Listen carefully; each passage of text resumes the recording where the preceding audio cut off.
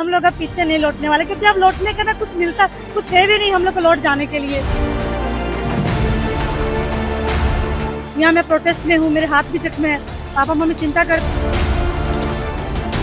Actually अभी कुछ दिनों से ना मेरा रोते हुए बहुत ज्यादा वायरल हो चुका है वीडियो। मैं दिल से आपसे प्रार्थना करती हूँ हेमंत भैया, प्लीज हम लोग का सुन लीजिए बात, हम लोग की मांग को स्वीकार कर लीजिए। इस वक्त हम झारखंड में हैं और झारखंड की राजधानी रांची में है। ये आप देख सकते हैं, बारिश के बीच में हम ये शूट कर रहे हैं इसलिए क्योंकि चारों तरफ पानी भरा हुआ है। ये मैदान है और इस मैदान में चारों तरफ पानी भरा हुआ है। जहाँ पर पानी नहीं है वहाँ पर छात्रों का हुजूम है। कुछ छात्र हैं हमारे साथ जो लंबे समय तक जिन्होंने प्रतियोगी परीक्षाओं की तैयारी की और उसके बाद जो भ्रष्टाचार के जो मामले सामने आए, जो अनियमितताएं के मामले सामने आए, वो हम सभी के सामने हैं। दर्द इनके बहुत सारे हैं।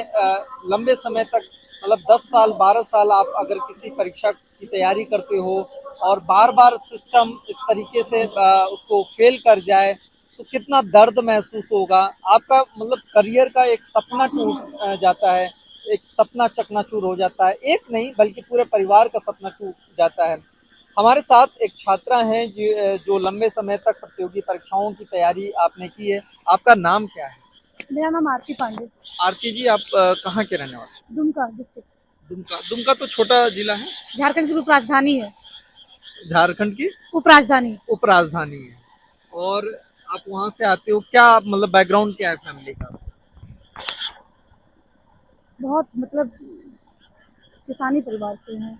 मतलब कि रोजी रोटी बस पापा मेरे भारत गैस में है और मम्मी भी है, तो मतलब मिडिल क्लास फैमिली से हम लोग।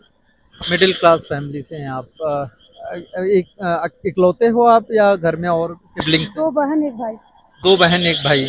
सभी मतलब शादी की उम्र हो रही होगी सबकी। भैया की शादी हो चुकी, दीदी की भी शादी हुई, मैं अपने घर में छोटी हूँ। आप सबसे छोटी हो। आप आपसे उम्मीदें भी सबसे ज्यादा होंगी। हाँ मैंने दे रखी है किस तरीके की उम्मीदें दे रहे हो? कि पापा सरकारी नौकरी हो जाएगा तो घर के लिए बहुत कुछ कर देंगे।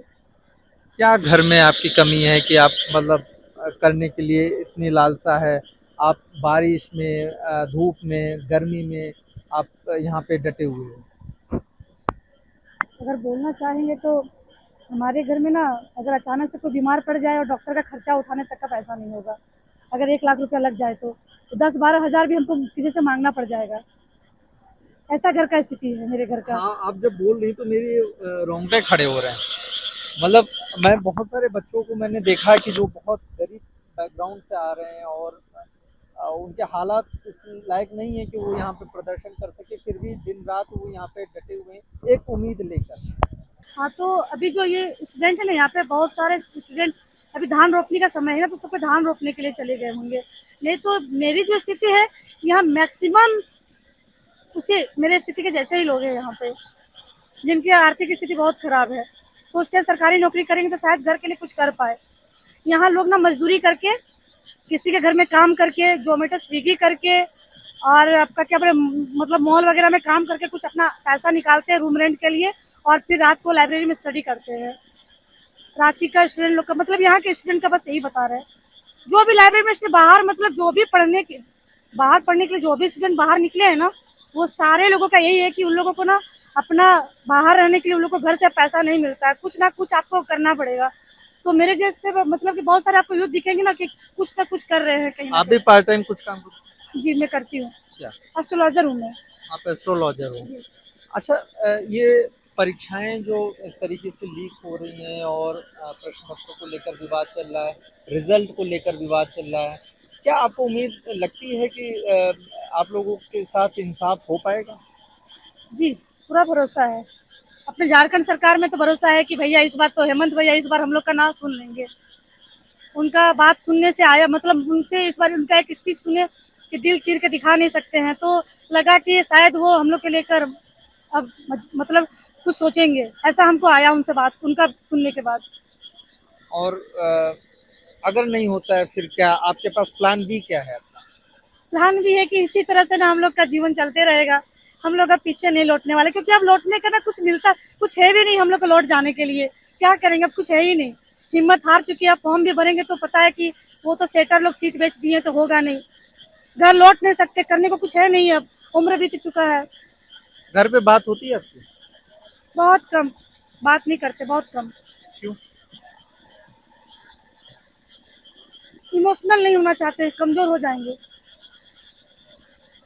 फैमिली वाले लोग को बहुत आशा है हम लोगों से। मम्मी पापा फोन तो करते होंगे? करते हैं, बस 2 सेकंड, प्रणाम पापा ठीक है और सब ठीक है। उनसे ज़्यादा बोल्ड होकर बात करना पड़ता है, वो नर्वस ना हो जाए। यहाँ मैं प्रोटेस्ट में हूँ, मेरे हाथ भी जख्म है। पापा मम्मी चिंता करते हैं, रोज फोन करते हैं, बेटे ठीक है, मतलब पापा ठीक है, कोई दिक्कत नहीं है। ये जख्म कैसे आ गए? बस थोड़ा चोट लग गया था इसीलिए। मैं आपको बता देना चाहती हूँ, मेरा अभी मतलब इसमें एक जॉब निकला है लेडी सुपरवाइजर का, जिसमें जब नोटिफिकेशन आता है तो उसमें क्लियर नहीं रहता है कि ये ऑनर्स पेपर वाले लोग फॉर्म भर सकते हैं कि सब्सिडियरी वाले फॉर्म भर सकते हैं। तो मैं सब्सिडियरी से थी, मेरा साइकोलॉजी पेपर था, तो मैं फॉर्म भरी। 3 पेपर का एग्जाम था, 3 पेपर मेरा क्लियर हुआ। डीबी के लिए हमको बुलाया गया, डीबी हुआ। डीबी होने के बाद आयोग बोलती है कि नहीं, हम लोग ऑनर्स वाले को लेंगे, सब्सिडियरी वाले को नहीं लेंगे। तो फिर हाई कोर्ट जाना पड़ता है, हाई कोर्ट से आदेश आता है कि 10 वीक्स में सब्सिडियरी वाले को नौकरी दो, ज्वाइनिंग दो। लेकिन अभी तक आयोग हम लोग के लेकर संज्ञान नहीं लिया है। मैं आपके चैनल के माध्यम से कहना चाहती हूँ, अगर मेरा बात वो लोग सुन रहे हैं तो देखिए, हम लोग मिडिल क्लास के इंसान हैं, हम लोग के पास इतना पैसा नहीं कि हाई कोर्ट जाके नौकरी ले। बहुत लोग तो छोड़ देते हैं, मैं तो पैसे मांग के मैं हाई कोर्ट में पिटिशनर बनी हूँ। तो हम लोग का लड़ाई को ना यहीं पे खत्म कीजिए, हम लोग को ज्वाइनिंग दे दीजिए।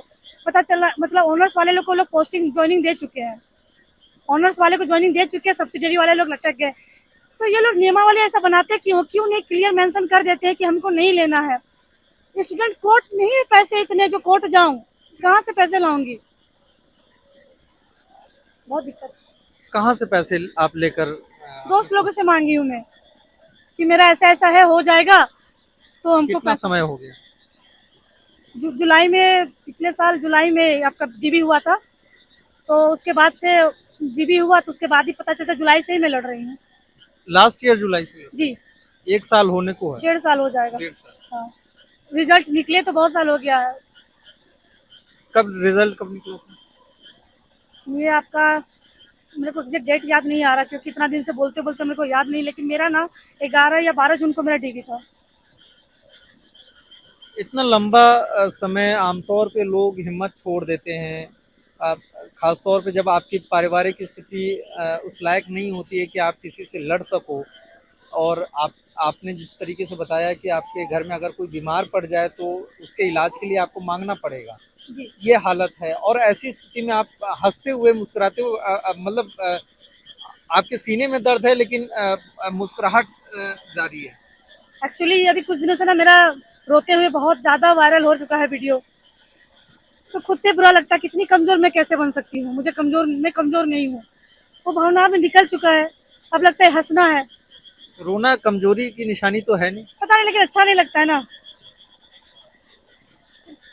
आपने हेमंत सोरेन मुख्यमंत्री को दादा बोला कि दादा जो है हम लोग को निराश नहीं करेंगे। और दादा अगर आपकी बात को वो सुनते हैं, और आप उनको क्या कहना चाहोगे? पहले तो आप उनसे दिल खोल के जो आप कहना चाहो वो कह। भैया, मैं दुमका से हूँ, मेरा आपसे ना हाथ जोड़ के विनती है कि भैया आप ना हम लोग का बात सुन लीजिए। हम लोग आपसे ना नौकरी ही तो मांग रहे हैं, बहुत कुछ तो नहीं मांग रहे हैं। और कल के डेट में हम लोग आपके राज्य का नाम ही तो रोशन करेंगे।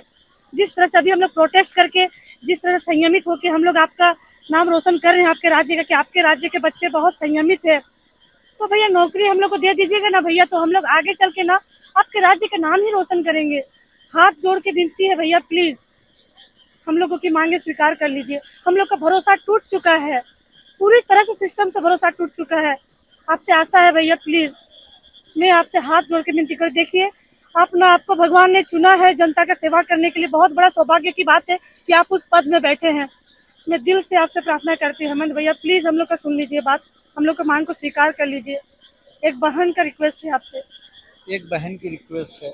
आपने देखा कि किस तरीके से छात्र इसमें जो भीड़ आपको हमने दिखाई थी, उस भीड़ में 90% 95% वो ऐसी भीड़ है जो गरीब पिछड़े वर्ग से आते हैं, जिनको घर में 2 वक्त की रोटी कमाने के लिए भी काफ़ी संघर्ष करना पड़ता है, उनके पारिवारिक बैकग्राउंड उनका काफ़ी कमज़ोर होता है, इलाज के लिए भी उन्हें काफ़ी मशक्क़त करनी पड़ती है। ऐसे बैकग्राउंड से जो लोग, जो छात्र यहाँ पे धरना रत हैं, उनकी बात को सरकार को ज़रूर सुननी चाहिए। हम एक और हमारे साथ छात्र हैं, हम उनसे भी छात्र नहीं, वो आंदोलन को सपोर्ट करने आए हैं। अगर आप ये वीडियो YouTube पर देख रहे हैं तो हमारे चैनल को सब्सक्राइब कर बेल आइकन दबाएं और Facebook पर देख रहे हैं तो हमारे पेज को लाइक करें।